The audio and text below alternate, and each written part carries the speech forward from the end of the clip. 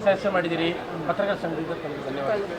40 ವರ್ಷ ಆದಮೇಲೆ ಮೈಸೂರು ಪತ್ರಕರ್ತರಿಗೆ MLC ಸಿಕ್ಕಿದ್ದು ತುಂಬಾ ಸಂತೋಷ ಆಗಿದೆ. ಧನ್ಯವಾದಗಳು. ಹಿಂದೆ ಯಾರಿಗಾರ ಸಿಕ್ಕಿತ್ತಾ? ರಾಮಣ್ಣನ ಸಿಕ್ಕಿತ್ತು, ಕುಂಟರಾಮಣ್ಣ.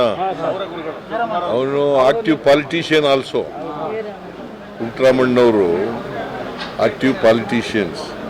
ಇವರು ಪಾಲಿಟಿಕ್ಸ್ನಲ್ಲಿ ಇಲ್ಲದೆ ವರ್ಕಿಂಗ್ ಜರ್ನಲಿಸ್ಟ್ ಆಗಿ ಆಕ್ಟಿವ್ ಪಾಲಿಟಿಷಿಯನ್ ಮಾಡ್ಕೊತೀರಾ? ಆಕ್ಟಿವ್ ಪಾಲಿಟಿಷಿಯನ್ ಮಾಡ್ಕೊತೀರಾ? It is for him to take a decision. ಹಾಸನಲ್ಲಿ ನಿನ್ನೆ ಒಂದು ಮೇಜರ್ ಆಕ್ಸಿಡೆಂಟ್ ಆಗಿದೆ. ಇತರ ಆಕ್ಸಿಡೆಂಟ್ಸ್ ಪ್ರಿವೆಂಟ್ ಮಾಡಲಿಕ್ಕೆ ಸ್ಟೇಟ್ ಗೌರ್ಮೆಂಟ್ ಏನು ಮೆಜರ್ಸ್ ತಗೊಳುತ್ತೆ ಮತ್ತೆ ಪರಿಹಾರ? ಅಲ್ಲಪ್ಪ, ಆಕ್ಸಿಡೆಂಟ್ಗಳು ರಸ್ತೆಯಲ್ಲಿ ನಾವು ರೋಡ್ ಸೇಫ್ಟಿ ಕಾನೂನುಗಳನ್ನು ಮಾಡಿದ್ದೀವಿ. ಡ್ರೈವರ್ಗಳು ಅವರ ತಪ್ಪುಗಳಿಂದ ಆಕ್ಸಿಡೆಂಟ್ಗಳಾದರೆ ಸರ್ಕಾರ ಹೆಂಗೆ ಹೊಣೆಗಾರಿಕೆ ಮಾಡ್ತದೆ? ಎಲ್ಲಿ ಪ್ರಿವೆಂಟಿವ್ ಮೆಜರ್ಸ್ ಎಲ್ಲ ತಗೋತೀವಿ. ನಿನ್ನೆ ಲಾರಿ ಒಂದು ಎಂಥದ್ದು ಕ್ಯಾಂಟರ್ ಆಕ್ಸಿಡೆಂಟ್ ಆಗಿ ಒಳಗಡೆ ನುಗ್ಗಿರೋದು.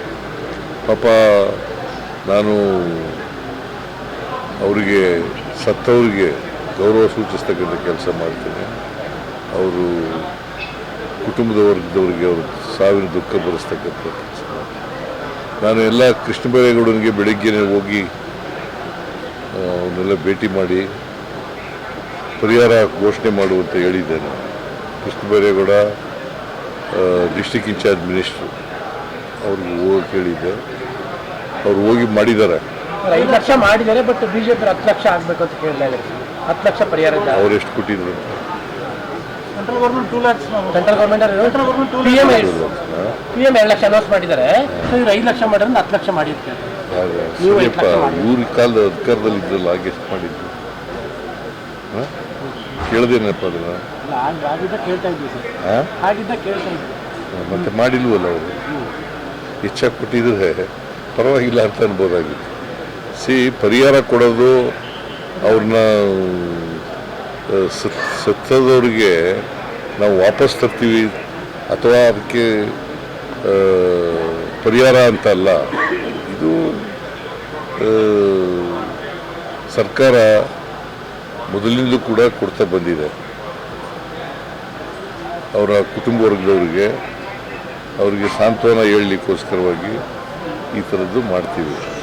ಹಾಗಂತೇಳಿ ಸಾವಿಗೆ ಸಮಾನ ಅಂತಲ್ಲ ಪರಿಹಾರ. ಈಗ ಬಿಜೆಪಿ ಅಂತಲ್ಲ ಸರ್, ಎಲ್ಲರೂ ಕೂಲಿ ಕಾರ್ಮಿಕರು ಮತ್ತೆ ಮನೆಗೆ ಇಂಜಿನಿಯರಿಂಗ್ ವಿದ್ಯಾರ್ಥಿಗಳಿದ್ರು, ಹಾಗಾಗಿ ಸರ್ಕಾರ ಏನಾದ್ರನ್ನ ಪರಿಗಣಿಸುತ್ತಾ ಅಂತ. ಬಿಜೆಪಿ ಬೇಡ ಸರ್, ಬಿಜೆಪಿ ವಿಚಾರ ಅಲ್ಲ. ಕೂಲಿ ಕಾರ್ಮಿಕರಿದ್ರು, ವಿದ್ಯಾರ್ಥಿಗಳಿದ್ರು ಅಂತ ಜಾಸ್ತಿ ಮಾಡ್ತಾರೆ ಸರ್ಕಾರ ಅಂತ. ಈಗ ಸರ್ಕಾರ ಆಕ್ಸಿಡೆಂಟ್ ಆದವ್ರಿಗೆ 5 ಲಕ್ಷಗಳನ್ನ ಕೊಡ್ತೀವಿ, ಗೊತ್ತಾಯ್ತಾ? ಸತ್ತದವ್ರಿಗೆ, ಆಕಸ್ಮಿಕ ಸತ್ತದವ್ರಿಗೆ 2 ಲಕ್ಷ ಕೊಡ್ತೀವಿ. ಇವ್ರಿಗೂ ಕೂಡ 5 ಲಕ್ಷ ರೂಪಾಯಿ ಅನೌನ್ಸ್ ಮಾಡಿ ಸ್ಪೆಷಲ್ ಕೇಸ್ ಅಂತ ಕನ್ಸಿಡರ್ ಮಾಡಬಹುದು ಅಂತ ಸರ್. ಯಾಕಂದ್ರೆ ಕೂಲಿ ಕಾರ್ಮಿಕರು ವಿದ್ಯಾರ್ಥಿಗಳ ಹೆಚ್ಚಿನ ಸಂಖ್ಯೆಯಲ್ಲಿ ಇದ್ದಾರೆ ಅಂತ ಹೇಳಿ ಸರ್. ಮತ್ತೆ ಆರ್ಥಿಕವಾಗಿ ಹಿಂದುಳಿದ ಮಕ್ಕಳುಗಳೇ ಜಾಸ್ತಿ ಇದ್ದಾರೆ ಅಂತ. ಎಲ್ಲ ಆರ್ಥಿಕವಾಗಿ ಹಿಂದುಳಿದವ್ರೆ ಅಂತಲೇ ಕೊಡೋದು ಪರಿಹಾರ. ಸ್ಪೆಷಲ್ ಕನ್ಸಿಡರೇಷನ್ ಆಗುತ್ತಾ ಅಂತ ಸರ್ಕಾರದಿಂದ? ಈಗ ಒಬ್ರು ಕೊಡಕ್ ಬರಲ್ಲ. ಇದು it's not A question of ಒಬ್ಬರಿಗೆ ಕೊಡೋದು ಇನ್ನೊಬ್ಬರಿಗೆ ಕೊಡದೆ ಇರೋಕ್ಕಂಗ. ಎಲ್ರಿಗೂ ಈಕ್ವಲ್ ಆಗಿ ಕೊಡಬೇಕು. ಅದೇ ಯಾವಾಗ ಅಲ್ಲಿ ಗಲಾಟೆ ಆಯ್ತಿದ್ದಾಗ ಹೋಗ್ಲಿಲ್ಲ ಇವರು. ಈಗೆಲ್ಲ ಗಲಾಟೆ ಎಲ್ಲ ಕಡಿಮೆ ಆದ್ಮೇಲೆ ಹೋಗಿದ್ದಾರೆ. ಯಾಕೆ ಹೋಗ್ಲಿಲ್ಲ ಅವರು? ಇಷ್ಟು ವರ್ಷ 7 ವರ್ಷದಿಂದ ಆಯ್ತಲ್ಲ, 7 ವರ್ಷದಿಂದ ಯಾಕೆ ಹೋಗ್ಲಿಲ್ಲ? ಸರ್, ಈಗ ಧರ್ಮಸ್ಥಳದ SIT ತನಿಖೆ ವಿಚಾರದಲ್ಲಿ ವಿಳಂಬ ಆಗ್ತಾ ಇದೆ, ಹಾಗಾಗಿ ಅನ್ನುವಂಥ. ವಿಳಂಬ ಆಗ್ತಾ ಇಲ್ಲ, ಇನ್ವೆಸ್ಟಿಗೇಷನ್ ಮಾಡ್ತಾ ಇದ್ದಾರೆ. ಸರ್ಕಾರ ಇನ್ವೆಸ್ಟಿಗೇಷನ್ಲಿ ಇಂಟರ್ಫಿಯರ್ ಆಗಲ್ಲ. ಬಟ್ ಹಾಗಂತೇಳಿ ಅನಗತ್ಯವಾಗಿ ವಿಳಂಬ ಮಾಡೋಂಗಿಲ್ಲ. ವಿಳಂಬ ಆಗ್ತಾ, ನನಗೆ ಗೊತ್ತಿರೋ ಮಟ್ಟಿಗೆ ವಿಳಂಬ ಆಗ್ತಾ ಇಲ್ಲ. ದಸರಾ ಉದ್ಘಾಟಕರ ವಿಚಾರ ಕಾನೂನು ಸಮರಕ್ಕೆ ದಸರಾ ಉದ್ಘಾಟಕರ ವಿಚಾರವಾಗಿ ಕಾನೂನು ಸಮರವನ್ನ ಮಾಡ್ತಾ ಇದ್ದಾರೆ.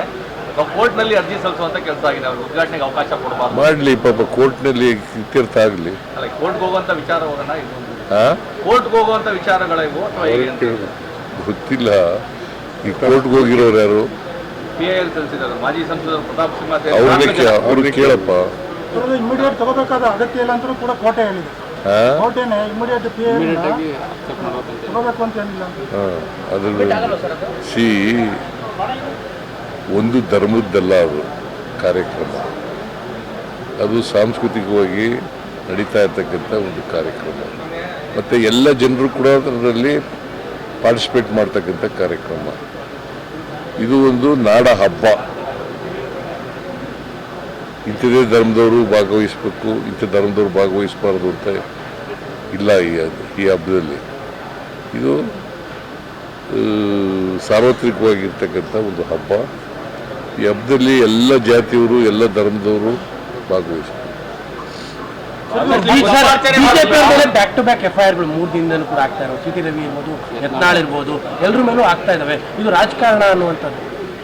ರಾಜಕಾರಣ ಮಾಡಕ್ಕೆ ಹೋಗೋದಿಲ್ಲ. ಅವರು ಬಾಯಿಗೆ ಬಂದಾಗ ಮಾತಾಡಿದ್ರೆ ಕ್ರಿಮಿನಲ್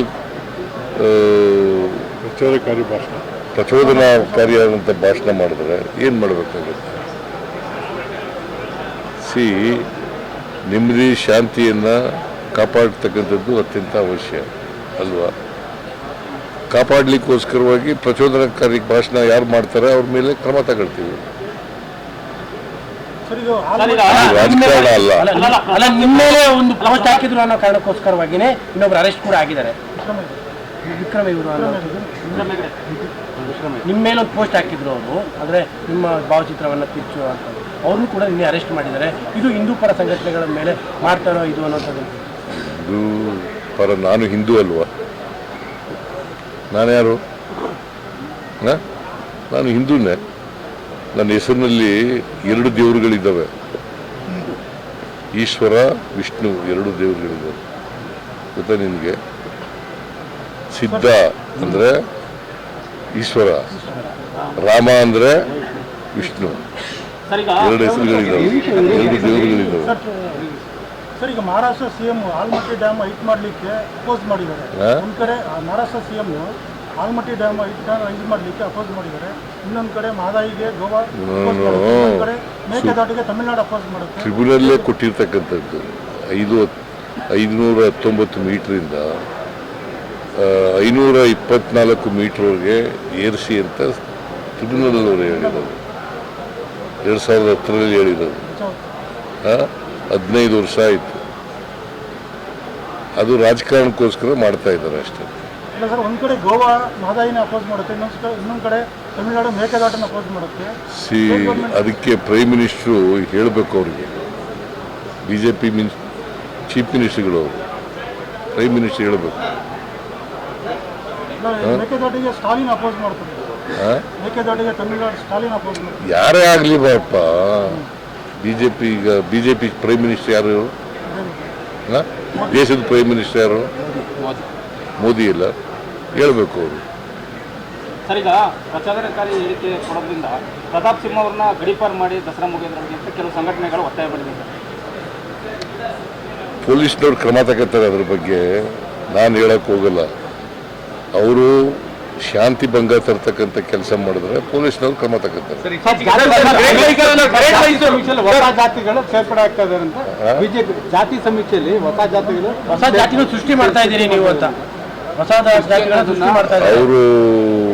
BJP ಅವ್ರು ಮಾಡ್ತಾರೆ, ಕೇಂದ್ರ ಸರ್ಕಾರ ಮಾಡ್ತಾರಲ್ಲ ಜಾತಿ ಗಣತಿ, ಅದೇನು ಮಾಡ್ತಾರೆ? ಯಾರು ಕನ್ವರ್ಟ್ ಆಗಿದ್ರೆ ಆ ಜಾತಿ ರೀ. ಈಗ ನಾನು ಹಿಂದೂ ಇಂದ ಮುಸಲ್ಮಾನ್ಗೆ ಕನ್ವರ್ಟ್ ಆಗಿದ್ದೀನಿ ಅಂತ ಇಟ್ಕೊಳ್ಳೋಣ, ನಾನು ಆಗಲ್ಲ. ಉದಾಹರಣೆಗೆ ಹೇಳ್ತಾ ಇದ್ದೀನಿ.